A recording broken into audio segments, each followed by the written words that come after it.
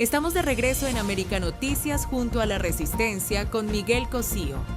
Bueno, ya estamos, ahora sí, con mi querido amigo y colega, el periodista e investigador de la Fundación para los Derechos Humanos en Cuba, Rolando Cartaya, que se ha disparado un reportaje de perspectiva, llamémoslo así, ya que estamos entre periodistas, sobre el botín y los rostros de Gaesa.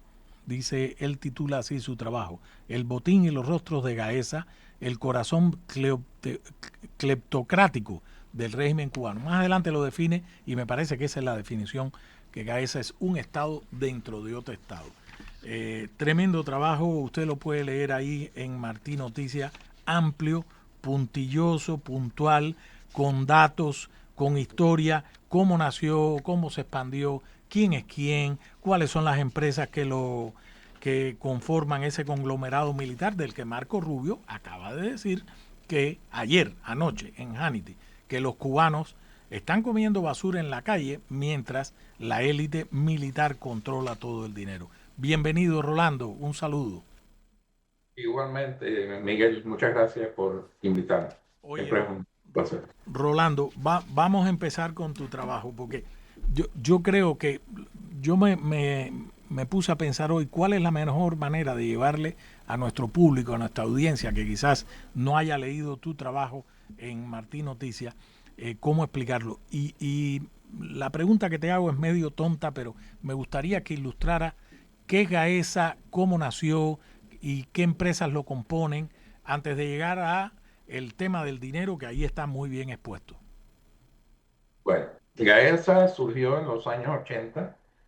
Raúl Castro entonces delegó en un puñado de asesores de él eh, la búsqueda desde las Fuerzas Armadas de ideas que pudieran reformar la economía de Cuba, que siempre ha sido un desastre, ¿no?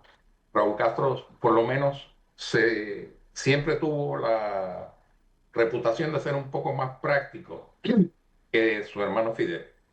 Entonces les encargó a varios de... Esto lo vivió muy bien Alcibiades Hidalgo, que fue secretario de Raúl y estuvo en ese grupo inicial. Y entonces de lo que se trató es de que desde las mismas Fuerzas Armadas se hicieran ciertas reformas que pudieran mejorar la economía cubana.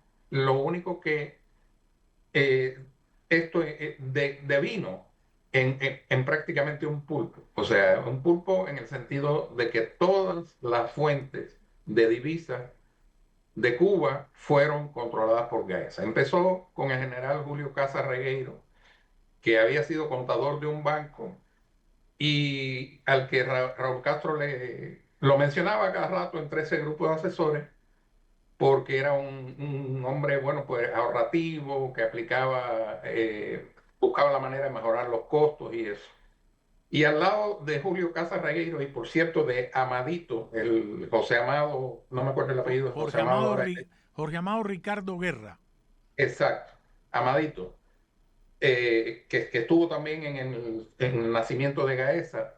eh, estuvo Luis Alberto Rodríguez López Calleja, que era hijo él mismo de un general y que se crió prácticamente con los hijos de Raúl Castro y se convirtió luego en el asistente principal de Casa Regueiro, pero después en el principal artífice y presidente ejecutivo de Gaesa. Y yerno de Raúl Castro, se casó con Y él no es Raúl la Castro, hija mayor de Raúl Castro.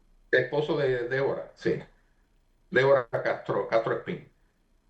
Entonces, cuando Raúl Castro llegó al poder interinamente en 2006 y formalmente después en 2008, Gaesa inició una expansión bastante agresiva. Absorbió a Cimex, que había sido una compañía del Ministerio del Interior que operaba tiendas en divisas, gasolineras, etcétera. A la muerte de Eusebio Leal, el historiador de La Habana, que había creado Abaguanex. A partir de Abaguanex fue que se remozó el casco histórico de la capital, también absorbió a Baguanex y después también tomó control de Palco, que es del Palacio de las Convenciones, y de Almacenes Universales. Almacenes Universales es la empresa que opera la Zona Especial de Desarrollo del Marido. O sea, aquí vamos para ahí. O sea, CIMEX, que es la corporación CIMEX de exportaciones que radicó en Panamá, ¿cómo se llamaba aquel chileno? Guatón. Comenzó ahí en Panamá, sí, además está registrada en Panamá. En Panamá, CIMEX. Guatón, que vive en Chile, después se peleó Sí. con Raúl. Entonces, la de Eusebio Leal, Baguanex, van dos. Almacenes Universales, que la acaba de decir, y Grupo Palco, que es del Palacio de las Convenciones. Ahí vamos por 4. Exacto. Okay. Pero si te pones a ver, después empezamos a ver la cantidad de ramas de la economía cubana que maneja Gaesa. En medio de la pandemia del COVID-19, Gaesa invirtió, porque está en los cuadros de inversiones de la ONEI, en lo que era servicios inmobiliarios y hoteles, el 36% de todas las inversiones del gobierno de Cuba. Solo Gaesa, el 36% de todas las inversiones. De todas las inversiones que se hicieron en Cuba en esos años.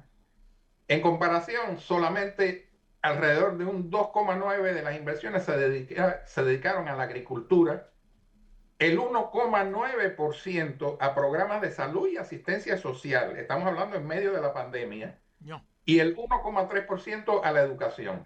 Y esa no es, y esto hay que recordarlo siempre, no es auditada ni por la Asamblea Nacional ni por la Contraloría General de la República. La señora Gladys Bejarano se supone que perdió el puesto de Contralora porque reconoció públicamente que no podía auditar a Gaesa. Muy bien, pues te felicito y espero que no pierdas el camino aquí en la Resistencia.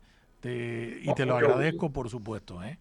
Con mucho gusto, hermano. Señores, gracias. Rolando Cartaya, ahí lo tienen, investigador acucioso de la Fundación para los Derechos Humanos en Cuba. Gracias, Rolando, y a ustedes saludos.